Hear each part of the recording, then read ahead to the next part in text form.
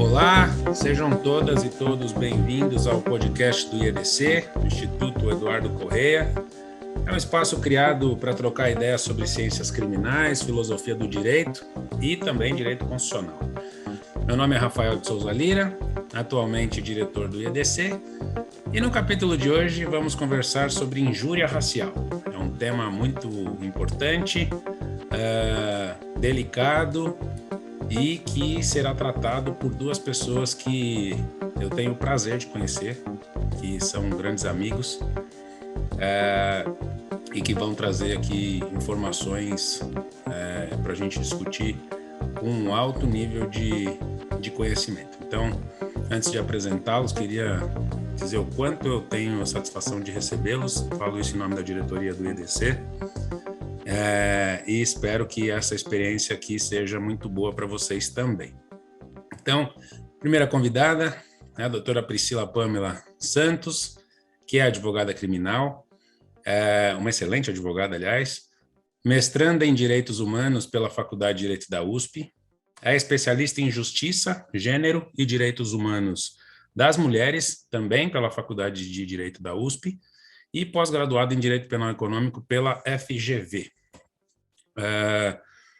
Também temos aqui o Dr. Teodoro Balducci de Oliveira, que também é advogado criminal, um dos melhores que eu conheço também, mestre em Ciências Criminais pela PUC do Rio Grande do Sul, especialista em Direito Penal Econômico pela Fundação Getúlio Vargas, a GVLO, e pós-graduado em Processo Penal pelo IDPE da Universidade de Coimbra, uma parceria que foi feita com o IBCCRIM, Instituto Brasileiro de Ciências Criminais.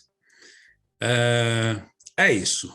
Para começar esse bate-papo, né, e quero que saibam que é realmente um bate-papo, sem formalidades, para que a gente consiga aí chegar num ponto bom de discussão, né? Então, se a gente ficar preocupado com formalidades, isso sempre atrapalha.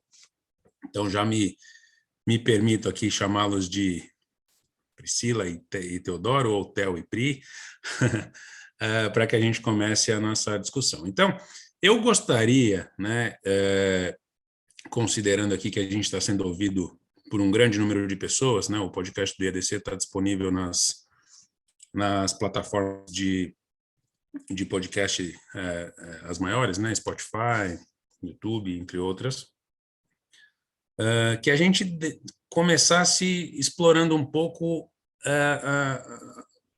os crimes de racismo e injúria racial. Queria saber, né, para a gente começar aqui, para esclarecer para as pessoas, é o mesmo crime? São crimes diferentes?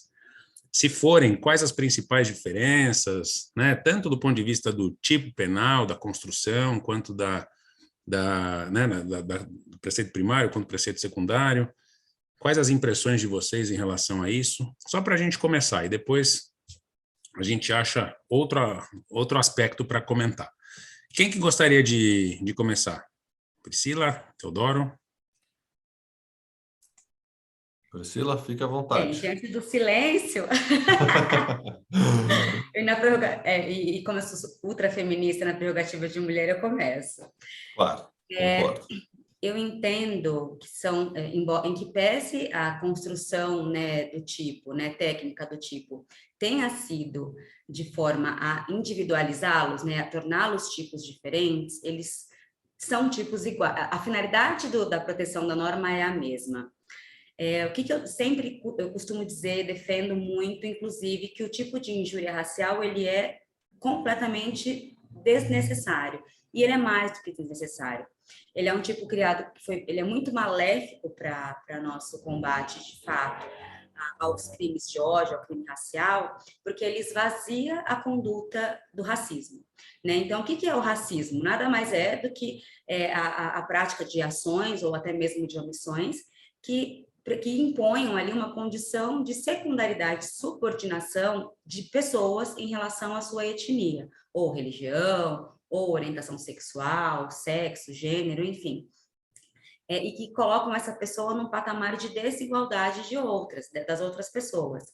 Quando a gente fala em injúria racial, ou né, como, e aqui pensando em estender mais, focada mesmo na raça, a gente nós tendemos a diminuir a importância, como se nós estivéssemos atingindo uma única pessoa. Então, a diferença é que, tecnicamente, se diz, olha, o racismo ele atinge todo um grupo que pertencente àquela etnia, aquela raça, aquela religião, diferentemente da injúria que tem ali a pessoa única, exclusiva, que tem ali a sua honra, né, a sua individualidade ferida. Mas isso é uma grande mentira. Na medida em que uma pessoa ela é atingida única e exclusivamente pelo fato que a liga às outras pessoas daquele mesmo grupo, essa violência ela se estende a todas as demais. Não há como uma pessoa exclusiva, uma pessoa preta, ser chamada de macaca exclusivamente pela cor da pele e as demais pessoas negras não se sentirem aviltadas, afrontadas e violentadas. E aí, essa capitulação da injúria, por ter justamente pena menor, por ter um procedimento menor, por não prever ali por não, agora em relação ao caso do STF, mas também um caso pontual em relação à imprescritibilidade, discussão de inafiançabilidade, mas também julgado em um único caso, né? Tenta se equiparar um pouco, mas não, as consequências desses crimes são muito diferentes, né? Porque uma trata a injúria racial, a discriminação, o preconceito racial de uma forma muito mais leve. Então, é uma injúria racial, você foi até a delegacia, vai para sua casa. Não que eu esteja aqui pregando de forma alguma, gente, a prisão de toda e qualquer pessoa, porque eu sou antipunitivista, né? Não é disso que se trata. Mas nós não podemos ter essa criação de dois tipos que trate casos semelhantes de formas tão diversas, porque o bem jurídico violado é o mesmo. A integridade, né, é a saúde, é a vida de pessoas de determinados grupos e minoritários em espaços de representação. Então, esse esvaziamento possibilita uma falhabilidade no combate a crimes de ódio, né? Então, na medida em que o procedimento seja assim tão simplificado, nós não damos o tratamento correto, nem legislativo, porque nós temos essa criação de duas normas, e nem em segurança pública mesmo, e aqui é isso, não pregando prisão, mas tratamento jurídico da questão, porque são coisas que são iguais, são tratadas de forma diferente. A impressão que se dá é que a injúria racial ela foi construída, né? O tipo de injúria racial ele foi construído porque se entendeu o Brasil um país extremamente racista e se buscou ali uma forma de atenuar a responsabilidade de pessoas que praticassem atos racistas.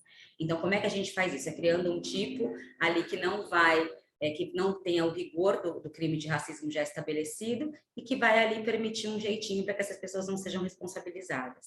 Né? Volto a dizer, não estou falando aqui de prisão, mas nós precisamos pensar em formas de reparação sérias, tanto, né, aqui quando as violências são praticadas relacionadas a crimes raciais, porque os malefícios disso tudo são gigantescos, né? Assim, nós estamos falando de saúde das pessoas, saúde mental, as pessoas ficam completamente abaladas e não se recupera disso tudo. Eu vou trazer aqui um exemplo pessoal. Eu sou uma mulher preta, e estava um dia num táxi e eu estava conversando com meu marido e o taxista falou assim, estava falando, enfim, uma pauta política, e por ser, né, nós sabemos que o país está muito polarizado desde 2018, e naquele contexto a pessoa se sentiu à vontade de me dizer, depois que saiu da chibata, até acha que tem o direito de ter opinião, de falar. E naquele momento, tamanha aquela violência, eu não consegui nem responder. O meu marido não entendeu porque ele estava falando, e aí ele olhava para mim, eu pedi só para ele parar o táxi, que eu queria descer, eu desci passando muito mal mesmo. Eu consegui falar sobre aquilo muito tempo depois. Então, é uma violência tamanha, e assim, eu lido com isso diariamente, e eu não consegui ter reação, uma violência que paralisa. E ela não pode seguir paralisando pessoas sem a correspondente responsabilização. Então, eu sou defendo muito o tipo de injúria racial ele é imprestável para o nosso sistema jurídico e ele presta um desserviço na proteção de fato de pessoas de grupos minoritários e que são sujeitas a violências relacionadas à discriminação, porque nós não damos o devido tratamento que nós daríamos se fossem enquadrados no tipo de racismo. É isso, só para a gente começar aqui. Vou ouvir aqui o Theo um pouquinho, mas ressalto, gente, que não estou pedindo aqui pena de prisão, não é disso que se trata, mas a mudança de cultura, o direito penal, ele querendo ou não, ele passa também por uma mudança de cultura. O direito é um instrumento de transformação social e ele precisa ser aliado na pauta, né, de questões relacionadas à discriminação de raça, especialmente. Então, a gente precisa conseguir saber usá-lo da forma correta, e é o que nós não estamos fazendo.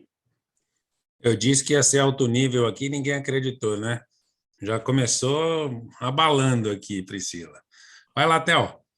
Bom, Rafa, eu acho que depois do que a Pri colocou, nada mais a ser dito, né? A Priscila faz uma distinção muito importante acerca dos crimes e a maneira como ele foi enfrentado e como deixou de ser enfrentado a partir da decisão recente do Supremo Tribunal Federal. A Priscila falou uma coisa que ela é muito importante, que consta, inclusive, do voto do ministro Edson Fachin, que foi relator do HC 154248 de outubro, agora de 2021.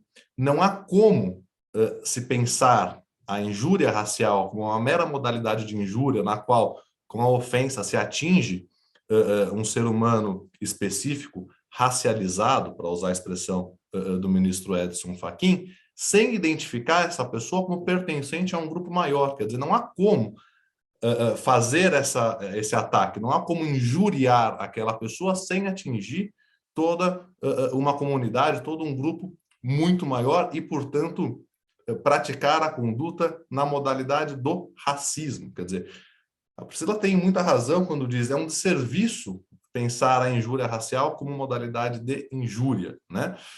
Como historicamente sempre se fez no Brasil. E uma confusão que só foi feita, que só foi, vamos dizer assim, entre aspas, autorizada a partir justamente da criação do tipo, porque se tivesse ficado na lei de 89, de alguma maneira se estaria ainda tratando de racismo e não de injúria racial. De novo, hoje, a injúria racial é reconhecida pelo Supremo Tribunal Federal como modalidade de racismo e não mais meramente como uma qualificação da injúria. E, portanto, inafiançável, imprescritível e sujeita apenas de reclusão, de acordo ali com o inciso 42 do artigo 5º da Constituição Federal. Foi uma decisão importante do Supremo Tribunal Federal para dar um tratamento mais digno, um tratamento penal mais digno à gravidade da infração. Porque realmente, a hora que se analisa o tipo penal da injúria racial,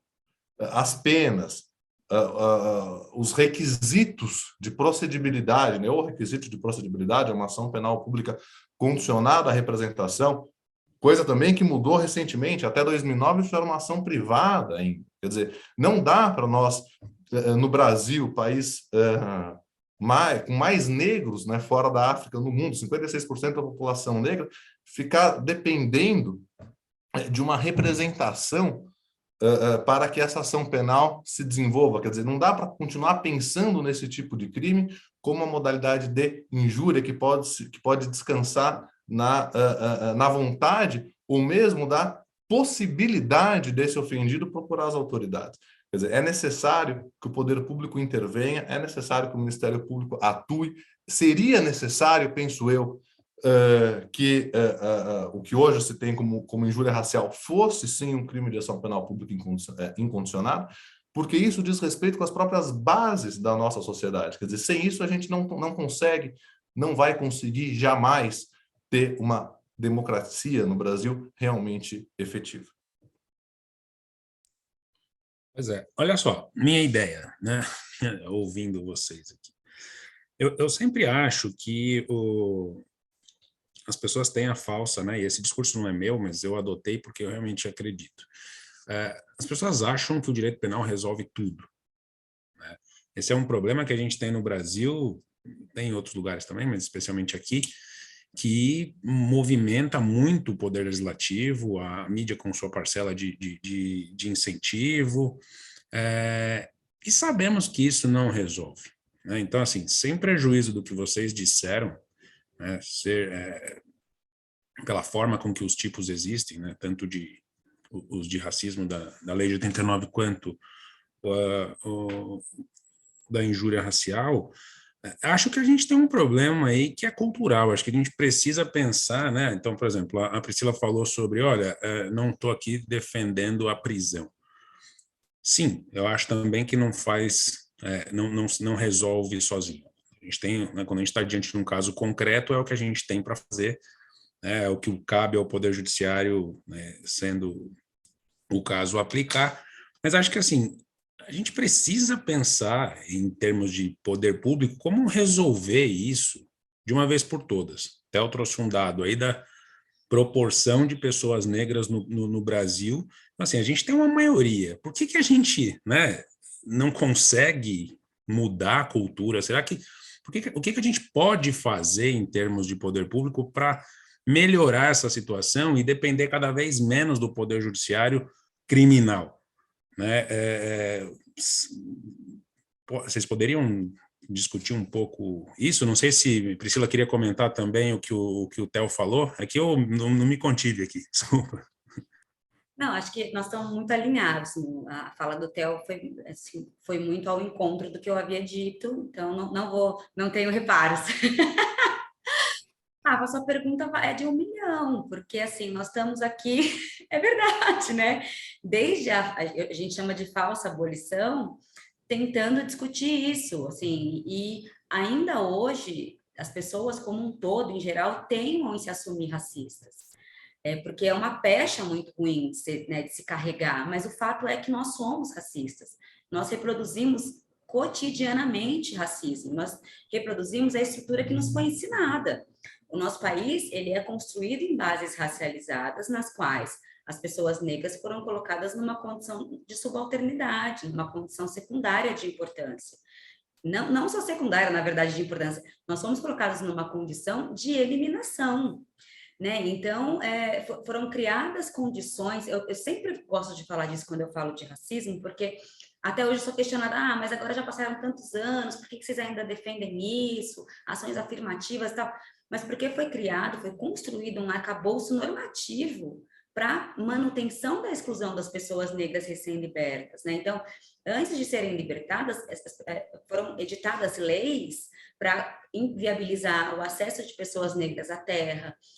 Aí, com a vinda de imigrantes, com um estímulo, né, com incentivo para a vinda de imigrantes para um trabalho, os negros perderam a chance de trabalho, então já não tem onde morar, não tem terra, não tem trabalho.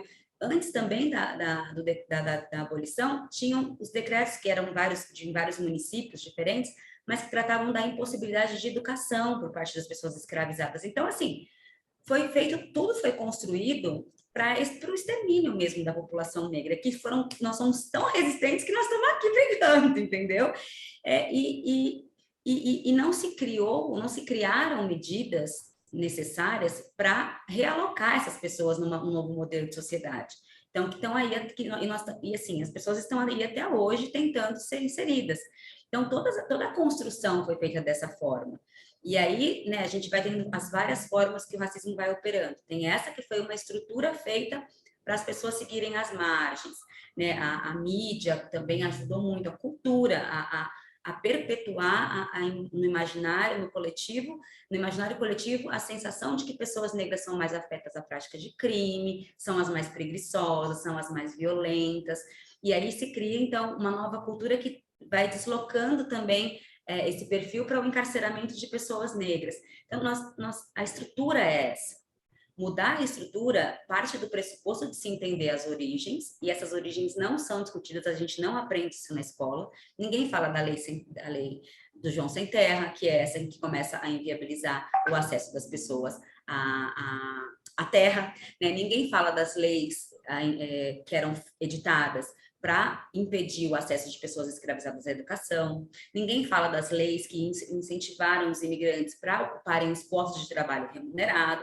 Então, nada disso é dito, só é dito, ó, nós libertamos negros, a princesa Isabel maravilhosa libertou, e depois daquele dia nós viramos um povo unido e iguais, assim, é um povo igual, né, de pessoas iguais. E não é real. Então, não, o Brasil é o país mais acolhedor, nós temos muita mistura. Não, as misturas, grande parte delas era decorrente de estupros, né? Então, nós estamos falando de miscigenação violenta, não é? E porque queriam embranquecer as pessoas negras que aqui estavam. Então, tudo isso não é considerado, então a gente não aprende isso. A gente vai aprender isso depois de muitos anos, porque alguns se interessam mais por entender né, por que a gente está falando tanto de racismo, o tempo todo de racismo, e aí, nossa, eu não imaginava que tinha sido dessa forma a construção. Então, a construção toda se baseou nisso. Mudar hoje passa pelo primeiro, né, o reconhecimento de que o Brasil é, de fato, estruturado em bases racializadas, em que as pessoas negras são colocadas num outro patamar, e entender que é uma dívida histórica, e não é, mas foi o meu bisavô, não me interessa. Não, interessa porque os bisnetos daquela mesma geração também são as pessoas que estão ali na rua, estão às margens, então nós precisamos, como sociedade, fazer alguma coisa. Não é um problema do passado, é um problema agora, é um problema latente. Então, eu acho que a primeira coisa é o reconhecimento. E aí nós vamos começar a aprimorar e pensar em diversas outras medidas. Reconhecimento, né, com as ações afirmativas em absolutamente todos os espaços, né, empresas privadas, não tem essa, mas a iniciativa privada não tem, tem sim, é responsabilidade social, é isso. O Theo falou, democracia sólida, democracia real, vai ser adquirida quando nós tratarmos as pessoas de forma igualitária. E não existe uma democracia enquanto o racismo prevalecer, como a gente, né, tem aqui hoje. Então, são várias as medidas, e o direito também é um aliado. Porque, note-se, o direito foi aliado para a exclusão, então o direito precisa ser aliado também agora para a reinserção. E é claro, não é só com direito penal, não, mas o direito civil, vamos, assim, tem ações indenizatórias. O taxista que me fez passar por aquela violência tinha que ter sido acionado a me indenizar, a minha saúde mental. É que assim, né, a violência é tamanha que você não, é isso, te congela. Mas as pessoas precisam passar a conseguir, a partir disso, se transformar. Né? Então, o direito não é só o direito penal? Não, mas é o direito administrativo, não está cumprindo, empresa, órgão do Estado, é multa, é o direito civil para poder obrigar, enfim, a reparar, sim, é o direito penal para tratar de fato o crime como se racismo fosse, porque é racismo. E aí pensar, né, em medidas, não estou dizendo que a prisão é o caminho, mas também não dá para a gente olhar e a pessoa dizer, fica gesticulando para um jogador de futebol negro como se fosse um macaco e depois dá um haha, saí, olha só, fui lá ao clube ou eu paguei uma fiancinha e estou indo embora. Não é isso, nós estamos tratando de vidas. Este racismo estrutural, né, ele permite que hoje a juventude negra seja exterminada. Então, nós não, é isso, é urgente. E todas as áreas precisam estar focadas em solucionar essa questão. Não é uma, não é outra, são todas. Desculpa, gente, eu me alongo porque vai dando uma coisa aqui. Não, é isso que a gente quer, porque é assim que a gente consegue chegar em alguma proposta efetiva de mudança. A gente precisa discutir com aquele calor que a discussão traz, porque realmente é um tema inquietante, né? E falo isso reconhecendo o meu lugar de privilégios, assim, eu não sei o que é essa dor. Pelo menos assim, eu sou muito sensível a ouvir o que as pessoas dizem, mas eu não sinto, então é difícil. Eu acho que é isso, acho que a gente precisa discutir. Né, Theo? Não sei se concorda. Eu acho que o Rafael coloca um ponto, né? A gente está numa posição de privilégio, não passa por isso, então não sabe o que é isso, não entende o que é isso. Eu posso ouvir a Priscila falar, eu posso ouvir tantas outras pessoas falarem, mas eu não sei o que é isso. A Priscila falou uma coisa aqui muito importante, quer dizer, a gente aprende a história, a gente lê a história na escola de uma determinada maneira muito infantilizada, muito hipócrita e muito infantilizada. E a gente vai, os poucos, né, que depois vão questionar isso, acabam entendendo que, na verdade, nada daquilo é como realmente nos foi passado. E aí é preciso reescrever, é preciso trazer de volta aquilo que efetivamente ocorreu para que a gente possa começar a tentar reparar um pouco daquilo que foi efetivamente feito, porque as mazelas daquele mal nós não vamos conseguir reparar no curto e no médio prazo, porque as mazelas são muito grandes. Então, quando o Rafael fala, olha, e destaca, né, quer dizer, olha, o direito penal não é a panaceia para todos os males. A Priscila também fala, eu não estou aqui pensando em prisão, mas nós temos que usar o direito penal e o direito em geral como ferramenta, porque instrumento e pode ser instrumento de segregação e pode ser instrumento de inclusão, né? Eu sou um advogado criminalista, eu tenho paixão pela defesa, eu tenho paixão pelas garantias fundamentais, mas eu também tenho convicção que sem um enfrentamento adequado do racismo, sem um enfrentamento forte do racismo, não há que se falar, não dá para falar em garantias fundamentais, né? Nós temos na base do racismo o extermínio que a polícia, que muitas vezes as polícias praticaram e praticam no Brasil, né? São chacinas semanalmente, mensalmente noticiadas no Brasil, né? Majoritariamente em desfavor de jovens negros, né? Então, não dá para pensar num direito penal garantista, não dá para pensar num iluminismo penal sem pensar antes num combate efetivo às práticas racistas. E me parece, nesse sentido, que andou muito bem o Supremo Tribunal Federal nesse sentido, nesse julgamento de outubro de 2021, ao reconhecer a imprescritibilidade desse tipo de crime, né? Melhor seria se o legislativo desse um outro tratamento à questão, né? Mas o Supremo Tribunal Federal fez, talvez até tardiamente, fez o que pôde nesse momento, e me parece que de maneira muito acertada. Eu destaco, a única divergência nesse habeas corpus foi do ministro Nunes Marques, né?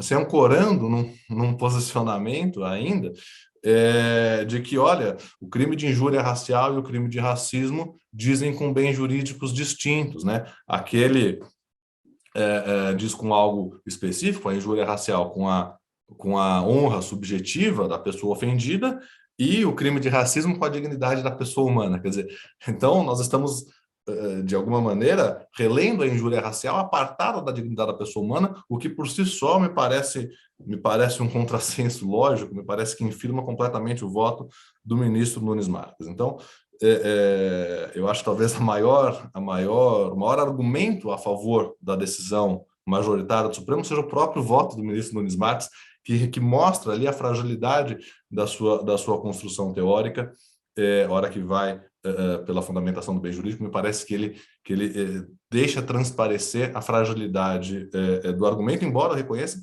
que tenha sido historicamente a maneira como se cindiu esses dois crimes por meio da doutrina. O que também diz muito, né? Mas a Priscila estava falando, quando o Rafael pergunta, né? Quer dizer, como extirpar isso, né? Como minorar isso, se não por meio do direito penal? Enfim, quais outras coisas nós podemos fazer além do direito penal? Primeira coisa, a Priscila colocou isso muito bem, é a questão do racismo estrutural, a expressão que está muito em voga, se não me engano, primordialmente usada pelo Silvio Almeida. Nada mais é do que produto de um racismo que foi estruturado nessa sociedade. A nossa sociedade foi estruturada em cima disso. Então, não dá nem para a gente enxergar esse racismo como uma chaga ou como uma disfunção do sistema. Ele nada mais é do que parte integrante desse sistema, então tem que repensar o sistema. Quer dizer, nós temos que pensar tudo, isso está lá, isso está na origem. Quer dizer, se a gente não voltar lá atrás e começar a reescrever as instituições contra essa prática, contra essa leitura da história, contra essa leitura social que legitima, em alguma medida, esse tipo de coisa, nós não vamos conseguir diminuir ou extirpar esse tipo de conduta. Enfim, outra expressão que me parece muito, muito adequada, muito feliz, que foi mencionada, inclusive, pelo Abadias do Nascimento, que é a do racismo à brasileira, né? Porque o racismo brasileiro é um racismo muito covarde, dizer, né? É um racismo que que não se assume. É um racismo que, portanto, não tem culpa e não tem autocrítica. E é verdade, quer dizer, tem uma pesquisa de 95 da Folha de São Paulo, foi a Folha de São Paulo com o Datafolha, e na qual foram feitas uma dezena de perguntas para um grupo grande de pessoas para identificar, enfim, se havia racismo, se as pessoas se viam como racistas ou se não se viam como racistas, se mesmo assim externavam comportamentos racistas. E, curiosamente, 89% dos brasileiros afirmavam existir racismo no Brasil, só que só 10% se reconheciam efetivamente preconceituosos, né? O que é, enfim, para mim é muito sintomático, né? Enfim, de estudo aí, né? Essa simples constatação de estudo. E aí, enfim, no desenrolar da pesquisa se percebe que 87% das pessoas, ao responder a algumas perguntas, revelaram traços de preconceito. O que me sugere que, na verdade, então, por essa pesquisa, nós teríamos uma leitura de que 87% da população brasileira demonstra preconceito, ou tem práticas racistas, ou, enfim, práticas preconceituosas, ou discriminatórias, né? E aí fazendo a distinção entre racismo, preconceito e discriminação também, que, embora interligadas, são coisas distintas, manifestações distintas de um mesmo fenômeno. Mas 87% dessa população revela isso numa entrevista, o que significa que muito provavelmente o número é maior, porque as pessoas, para não se reconhecerem racistas, é porque têm vergonha disso. E mesmo assim, 87% acaba de alguma maneira involuntariamente externando um comportamento racista numa pesquisa que sabe que vai ser publicada. Quer dizer, esse número é certamente maior. Ele é um número certamente maior. Isso em 95. A gente não pode fazer uma leitura da história, enfim, atrelada ao progresso, né? Imaginando que quanto mais tempo passa, mais a gente progride. Você sabe que essa é uma leitura equivocada da história, mas eu não tenho nenhuma dificuldade em afirmar que se esse número era de 87 em 95, hoje talvez esteja pior, né? Porque nós temos, enfim, um presidente da República que externa ou que faz emergir o que há de pior na nossa população e que certamente algumas práticas discriminatórias, algumas práticas raciais aparentemente estão muito mais frequentes nos últimos anos do que eram, talvez, 20 anos atrás, né? E isso porque, claro, esses microfascismos que estão aí na sociedade, essas pessoas que desenvolvem esse tipo de comportamento acabaram perdendo a vergonha, né? A partir do momento que se tem falas que eu não vou repetir aqui, mas recentes do nosso presidente da República, certamente as pessoas que o elegeram se sentem legitimadas a externar um comportamento acerca do qual antes tinham alguma vergonha. Então, nesse sentido, embora nós tenhamos uma certa evolução no tratamento judiciário da questão, de outro lado, nós temos tido também uma involução. Então, é uma luta constante e que certamente nós não vamos conseguir avançar senão por meio de uma conduta absolutamente ativa e antirracista, porque é o que diz a Djamila Ribeiro e é o que dizem tantos outros autores, não basta não ser racista, é preciso ser antirracista. É preciso, portanto, atuar contra essa maré e não simplesmente se deixar levar por ela. Excelente. Olha só, eu estou aqui anotando as coisas enquanto vocês falam, porque o meu papel aqui é criar problema. Então, eu anotei aqui algumas coisas que eu gostaria de colocar na mesa. Seguinte, primeiro me chamou muito a atenção, de uma forma positiva, o que a Priscila falou. Todos somos preconceituosos. Esse é um primeiro reconhecimento que, quando feito, já te coloca em alerta para preciso ver onde essas questões se manifestam para que eu possa, aí sim, controlá-las. Se você não faz essa autocrítica, você nunca se coloca na discussão, você sempre critica as pessoas de fora, e esse é um grande problema. no meu ponto de vista. Então, eu acho realmente todos somos preconceituosos e a culpa não é nossa, apesar da responsabilidade ser. Então, assim, não fomos criados dessa forma, com bases de sei lá quando, mas temos a responsabilidade de seguir assim ou não.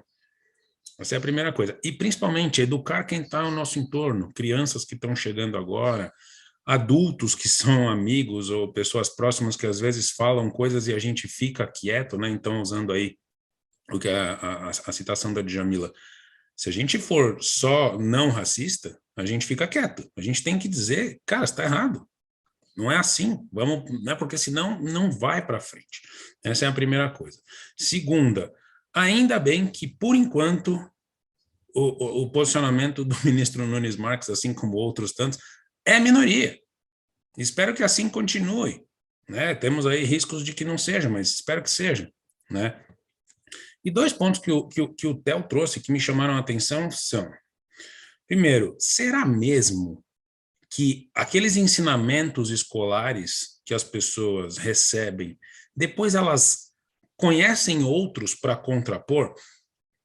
Eu digo isso pelas pessoas que eu conheço, assim, são poucas aquelas que buscam conhecimentos depois e colocam em xeque realmente o posicionamento da princesa Isabel. Tem gente que acha que aquilo foi maravilhoso e acabou. Né? Tem gente que acha que o descobrimento do Brasil também foi um negócio bonitinho. E não é assim. Então, a gente tem uma grande parcela da sociedade que é alienada. Acredito eu, por uma questão estrutural.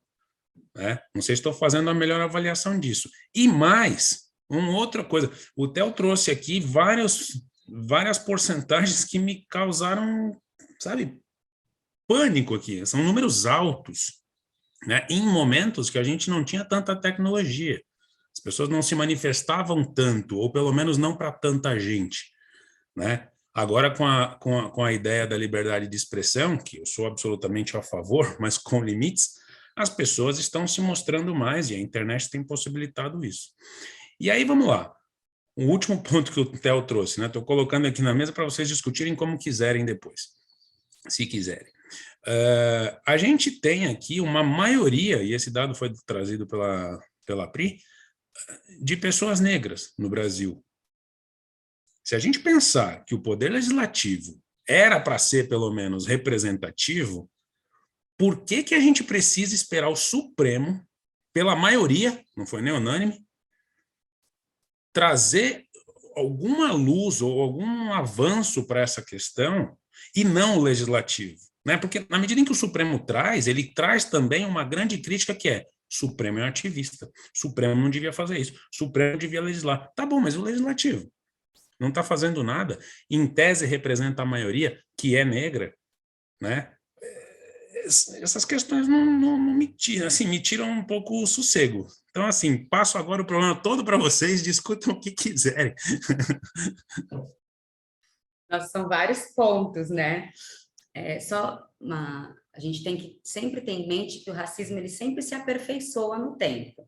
Né, a gente está falando lá de um racismo bíblico, né, que não, essas pessoas, porque se colocou o homem branco como o centro, como o universal, então o que não é branco é aquele que tem né, ali alguma maldição, é aquele que precisa pagar pecado, é aquele, então a gente tem desde um racismo bíblico, aí tem um racismo científico, que então não, mas pessoas negras são de fato cientificamente inferiores às pessoas brancas, né, e aquilo é discutido por muito tempo, e assim, gente, não existe diferenças, né? As pessoas são iguais, é uma mesma raça, né? Todos são humanos com as mesmas características, enfim, não tem diferenças, mas isso se perpetua durante muito tempo. E aí a gente vem e trata do racismo, que é o racismo também, o institucional. Tem o racismo recreativo, que são essas piadas que... mas também serviço de preto, olha lá, né? Por quê? Porque preto é burro, porque preto não sabe o que faz. Então, isso vai fazendo e vai em uma forma de piada, numa forma que as pessoas aceitam, que as pessoas riem ao subjugar outras exclusivamente pela etnia. Né? E aí tem o bendito do racismo que é institucional. Você trouxe, Rafa, um ponto de mas por que tem que vir do STF e não do próprio legislativo? Por que a gente precisa olhar? Num país 56% de pessoas pretas, nós temos um legislativo muito branco. Porque é instituição. As instituições, elas vêm desde sempre. Essas mesmas instituições que criaram aquelas regras que eu falei lá no pré-abolição. Porque ninguém quer perder espaço de privilégio de poder, gente. Assim, isso é uma falácia. E por que é tão difícil o combate ao racismo? Porque ninguém quer levantar da cadeirinha para deixar o outro sentar, para deixar a pessoa que você acha que não tem mérito suficiente, que não tem uma família tradicional que conquistou sei lá o quê. Então, ninguém quer abrir mão de espaços. E ao não abrir, é evidente, vão ficar sempre, as ocupações são sempre as mesmas. Então, não só no Legislativo, e o STF, gente? Olha para o STF. A nossa Corte Máxima de Justiça é vergonhosa a composição. E aqui não estou falando absolutamente, não entrando no mérito de cada ministro, da qualidade de cada ministro, mas é assim, é um órgão completamente disfuncional em relação à população brasileira. Nós temos 2 mulheres, e nós não temos pessoas negras, num país majoritariamente preto. Então, assim, é no legislativo, é no judiciário, é no executivo, são nas instituições privadas, né? Os cargos de liderança não são dados. E assim, por quê? Porque eu vou trazer a indicação, mas a minha indicação vem do meu amigo da escola, o meu amigo da escola é uma escola estritamente branca, então vai vir um outro branco. E isso se perpetua, não tem jeito. Por isso que a implementação de ações afirmativas, ela é, assim, ela é para ontem. E não é, vamos colocar 30%, mas, gente, a empresa não conseguiu, tentou o processo seletivo, não aparecem pessoas qualificadas. Chega desse argumento. Não tem a qualificação necessária, capacita. É assim que se faz. Dá trabalho. Falar em diversidade, falar em inclusão de forma séria e comprometida, de forma a transformar a sociedade, de forma a buscar uma democracia sólida, de forma a ser mesmo antirracista, dá um mega trabalho, gente. Não é fácil. E precisa, primeiramente, para além, assim, é o reconhecimento, e num segundo passo é justamente esse abrir mão de privilégios. Porque se não houver essa abertura, nós não temos como caminhar. Porque as estruturas estão formadas nas suas lideranças por pessoas brancas, e se elas não saírem para que outras pessoas, e mais, para que outras pessoas com assentos reservados de minorias em espaços de representação, nada muda. Né? É tudo tão, né, interligado, assim.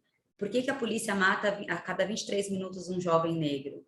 Por conta dessa estrutura. Mas tem muitos policiais negros. Tem. Mas lembra do racismo recreativo que eu estava falando agora há pouco? Eu estou misturando os assuntos, é porque são muitos mesmo, que você fez provocações e estou tentando responder. O racismo recreativo de agora há pouco, o negro preguiçoso, o negro que é o bandido, aqueles memes sempre com pessoas pretas praticando crimes. Assim, a Defensoria fez uma pesquisa sensacional que mostra que pessoas brancas são presas com maior quantidade de drogas e com drogas tidas mais pesadas, né, se é que existe essa possibilidade de divisão, e elas têm maior desclassificação, índice de desclassificação muito maior do que pessoas negras, que são presas com quantidade menor e com mais quantidade de maconha e que são tidas por traficantes. Então, as instituições vão reproduzindo o tempo todo. Né? Por que a polícia mais mata? Porque a polícia também está, porque o policial ele é racista, tal qual como toda a sociedade brasileira. E ele aprende que a pessoa suspeita é a pessoa preta que está passando. Então, ele vai automaticamente agir contra aquela pessoa. E aí as abordagens são muito mais violentas, as pessoas não têm nenhum direito assegurado. E esse caos todo se instala. Nós estamos falando de um caos. Uma última, assim, gente, desculpa, são vários assuntos, estou tentando dar um respiro entre cada um deles. O último, quer dizer, não sei se o último, mas um dos que eu anotei aqui também que o Rafa trouxe, que é da questão do currículo. O que a gente sempre diz, né? Que houve um epistemicídio, houve um apagamento do conhecimento e da cultura negra como um todo. E houve um apagamento da história das pessoas, né, da diáspora africana, das pessoas que foram sequestradas dos seus países para as Américas. Né? E aí, neste apagamento, uma nova construção histórica se deu, que é a partir dessa versão romantizada. E essa versão se perpetua, e ela se perpetua fortemente. Você falou, Rafa, e são pouquíssimas as pessoas mesmo que contestam. Fala, será que foi assim mesmo? Está no currículo escolar até hoje, as mesmas histórias. Nas aulas de histórias, as reproduções são as mesmas. Então, a gente não está mudando isso, né? Nem na escola. E, assim, as pessoas começam a fazer isso quando participam de algum movimento, de algum tipo de militância, aquilo desperta. Nossa, eu não tinha pensado nisso. E aí provoca. Se não, você vive na sua zona de conforto e não entra nessa temática. Então, gente, mudar isso, assim, é muito, muito, muito difícil.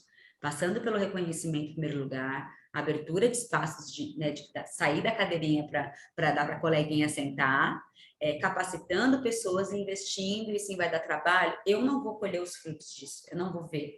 Não vou ver um país menos desigual. É muito triste dizer isso, que eu brigo todos os dias para que isso aconteça, mas eu tenho certeza que eu não vou conseguir olhar ali e falar, caramba, olha que incrível, porque nós retrocedemos muito, como bem disse o Theo. Mas, assim, a gente precisa falar dessas medidas que precisam ser implementadas desde o currículo escolar até tudo, para que um dia, né, as pessoas lá na frente, sei lá qual geração, vai poder dizer, nossa, isso aconteceu no Brasil por tantos anos, assim, é o que, assim, a minha esperança. A nossa. Esses debates, eles nunca estão nos espaços centrais de poder, né? Esse é o problema. Então, a gente aprende na escola, né? E depois, se quiser estudar algo diferente, se quiser refletir sobre algo diferente, se quiser refletir sobre como efetivamente as coisas se passaram e problematizar isso, vai ter que se buscar algum estudo, algum movimento crítico, algo que não vai ter ressonância na imprensa, algo que não tem ressonância no legislativo, algo que não tem ressonância no judiciário, algo que não tem ressonância direta ou ampla nas instituições. Quer dizer, isso por si só é talvez o principal problema, o principal ponto a ser modificado se a gente quiser que essa mudança seja efetivamente vinculante, não é que ela comece uma mudança que vá gerar mudanças subsequentes. A Pri estava falando ali do tratamento que a polícia dá, né, esse tratamento diferenciado. Ora, tem, enfim, eu não sei onde que eu li, mas o próprio manual de abordagem da Polícia Civil, ela dizendo, olha, é claro, nós somos treinados para isso, quer dizer, não dá para abordar um jovem no Jardim Paulista da mesma maneira que eu vou abordar na periferia. Quer dizer, se ele aborda na periferia da maneira que ele aborda no Jardim Paulista, entende ele, né, de maneira absolutamente equivocada, evidente, que ele não vai ser respeitado, ao passo que se ele abordar no Jardim Paulista da maneira que ele aborda na periferia, ele é, enfim, exonerado no dia seguinte. Então, isso não é só o policial militar na ponta da lança ali, mas isso está absolutamente institucionalizado. E não só na polícia, não só no judiciário, não só no legislativo. Vamos olhar para o próprio nomen iuris, né, da injúria racial. A Priscila falou aqui muito bem, isso é etnia, né? Raça é uma só, raça é a raça humana. E mesmo assim, o nomen iuris daqueles dois tipos que nós estamos discutindo aqui são injúria racial e racismo. Quer dizer, não deveria ser disso, né, a se tratar, não deveriam ser esses os nomes para designar esse tipo de conduta, né? As palavras dizem coisas, é preciso tomar cuidado com isso. E ainda nessa questão da linguagem, quando a imprensa vai noticiar que um jovem negro foi preso com drogas ou apreendido com drogas, ela vai qualificá-lo de traficante. Se essa mesma apreensão, ou uma apreensão muito mais significativa em termos de volume e potencialidade lesiva daquele entorpecente, ela vai dizer, se aquele for um jovem branco, que se trata de um estudante que teve consigo apreendido sei lá quantos quilos de maconha ou sei lá quantos comprimidos de êxtase. Enfim, o tratamento é totalmente diferente em todas as instâncias, em todas as instituições. E é justamente por isso que o racismo é estrutural. E é justamente isso que precisa ser reconstruído. É isso aí. Bom, o tempo passa muitíssimo rápido, principalmente quando a conversa está boa. A gente já está aqui caminhando para o final do nosso podcast. E eu estou querendo aqui causar menos transtornos, mas a Priscila me trouxe um ponto aqui que chama muita atenção, que é a questão né, das pessoas terem a consciência de dar o seu lugar para as outras, né, para a gente ter ali. E eu acho que esse é o grande...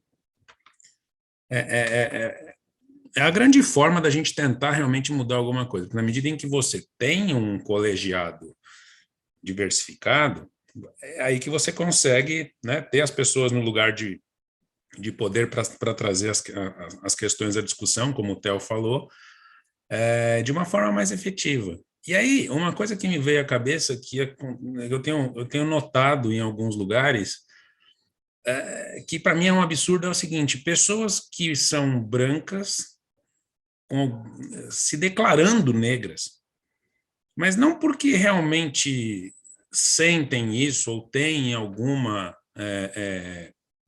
ligação familiar, e sim para ocupar os lugares privilegiados, né, destinados para essas pessoas, justamente para que o debate aconteça. Ou seja, em resumo, a gente tem uma política sendo feita de, olha, você, né, as pessoas, estamos reconhecendo que tem pessoas com privilégios e outras não, estamos reconhecendo um problema estrutural e de muito tempo, mas ao mesmo tempo está se dando uma forma de tangenciar isso e as mesmas pessoas ocuparem os lugares, ou seja, a discussão não vai acontecer se a gente não ficar de olho nisso. Então, eu não sei como se resolve isso, também acho que não dá para tirar das pessoas a autonomia de se autodeclararem negras ou não, ou qualquer outra lugar, né? Qualquer outro lugar de fala, ou não sei qual é a melhor expressão para isso, mas assim,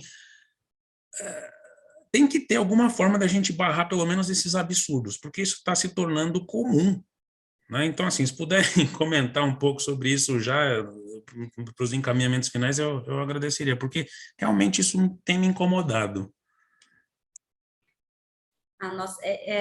Essa é mais um pouco da nossa hipocrisia, né? Porque, eu sou contra a corrupção, é um absurdo, colarinho branco na cadeia, né?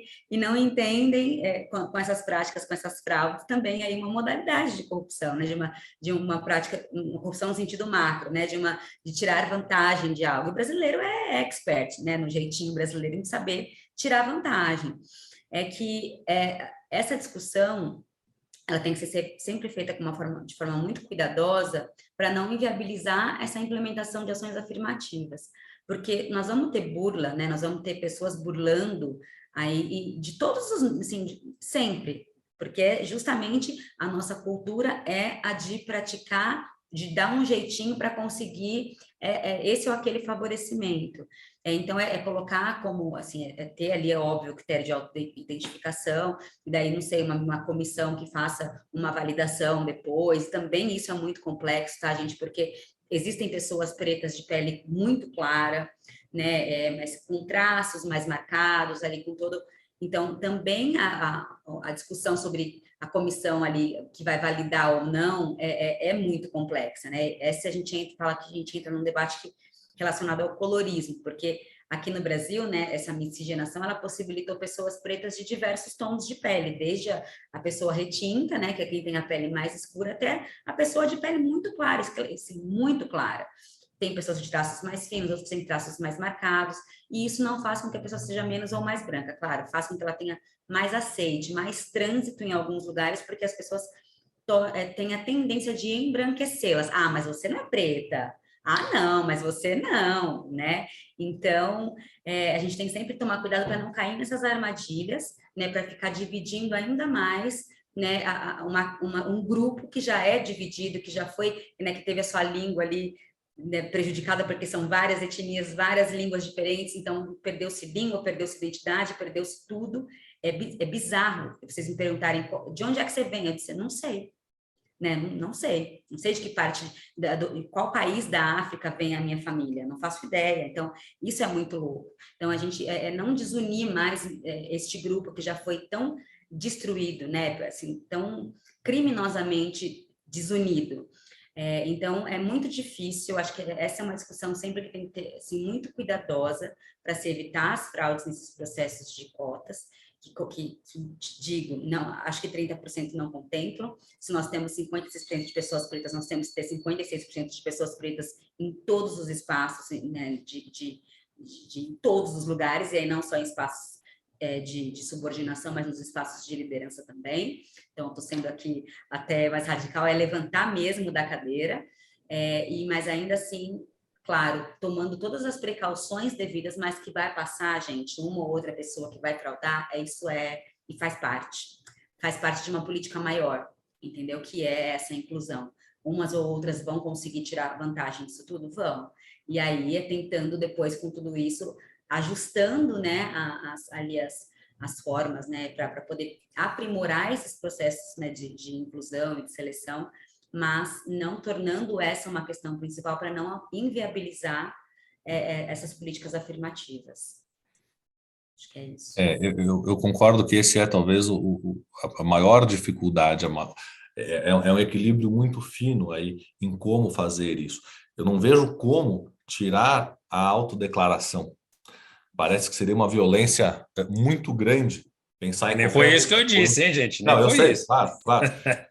Só tô ratificando aqui, estamos aqui os três falando a mesma coisa, mas só reiterando isso.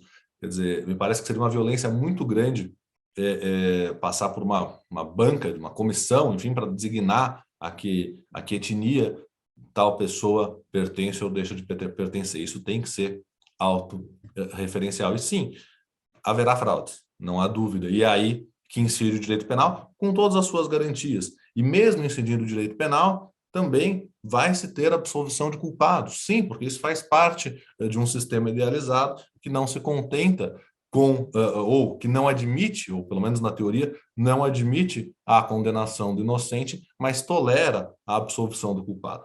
Então, me parece aqui que a política tem que ser essa que já está sendo feita.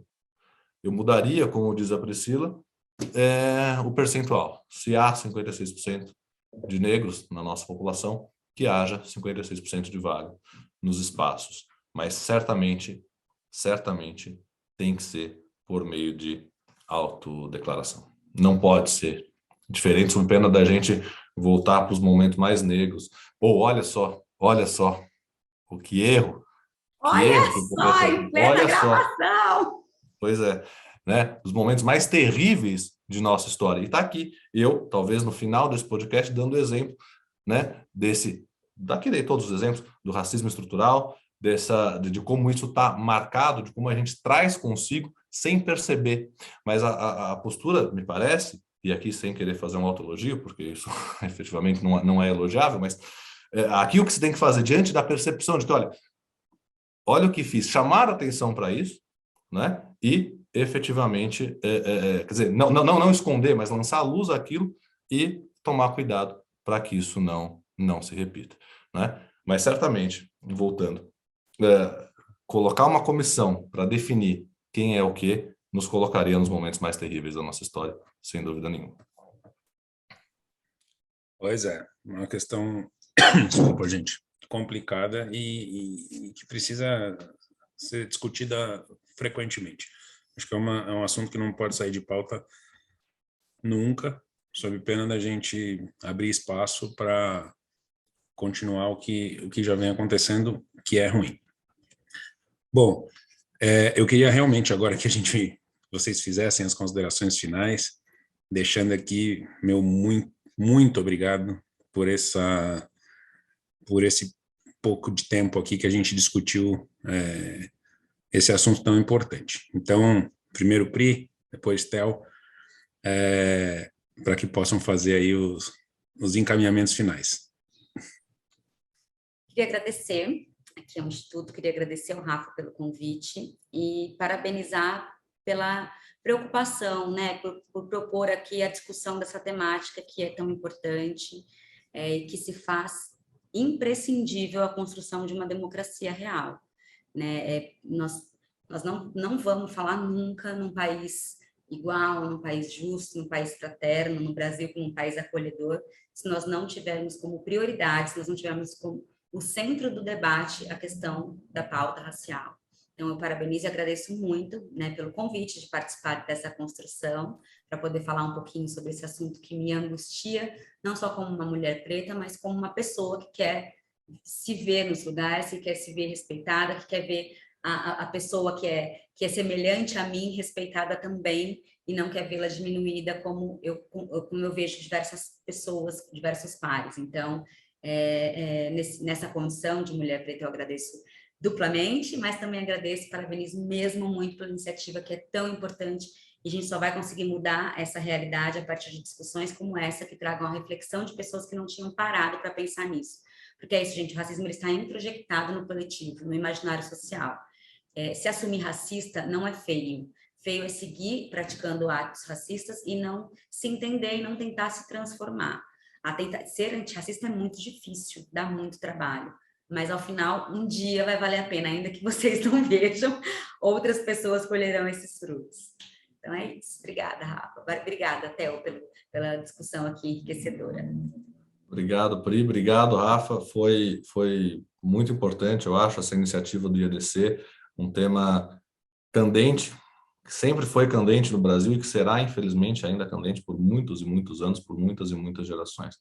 Mas é preciso que a gente faça o que fez aqui hoje, e eu reitero aqui os parabéns à iniciativa do IEDC, para que um dia isso seja apenas um passado a ser esquecido. A ser esquecido, não, um passado a ser lembrado para não ser repetido. É isso aí, gente. Eu, da minha parte aqui, fico muito satisfeito de poder estar nessa posição de apresentador do podcast. Agradeço ao IEDC por isso, porque foi um momento assim de muito enriquecimento para mim, intelectual, também de estar com vocês, que são amigos queridos. Fazia tempo que a gente não se falava, né, mesmo aqui virtualmente, então fico muito satisfeito. Só assino embaixo do que vocês falaram, né? Acho que realmente temos que discutir e rediscutir. Deixo aqui aberto o canal para que voltem quando quiserem, para que a gente rediscuta isso mais para frente, quantas vezes vocês acharem que é pertinente. E as pessoas que nos ouvem, eu também agradeço por estarem com a gente até agora, por acompanharem o nosso canal aí. O número de seguidores tem aumentado cada vez mais, isso alegra bastante a gente que trabalha aqui para fazer o podcast, que não é formado só por mim. Temos aqui um grupo de pessoas dedicado a isso dentro da estrutura do IEDC, que realmente tem a preocupação de levar assuntos para o maior número de pessoas possível, para que a gente consiga mudar alguma coisa, ainda que seja a passos de formiguinha. Então, aproveito o momento só para pedir para quem não nos segue fazê-lo, né? Isso pode ser feito pelas redes sociais. No Instagram a gente está como @_IEDC_. Spotify e YouTube, basta colocar podcast IEDC que vai nos localizar facilmente, aí vai lá no sininho, vai lá no canal, segue a gente direitinho para não perder nenhum capítulo. E também tem todas as nossas atividades no site do Instituto, que é www.institutoeduardocorreia.com.br. Agradeço mais uma vez, até a próxima, e é isso aí. Tchau, pessoal. Tchau, pessoal. Obrigado, Rafael. Obrigado, Priscila. Tchau, pessoal. Obrigada.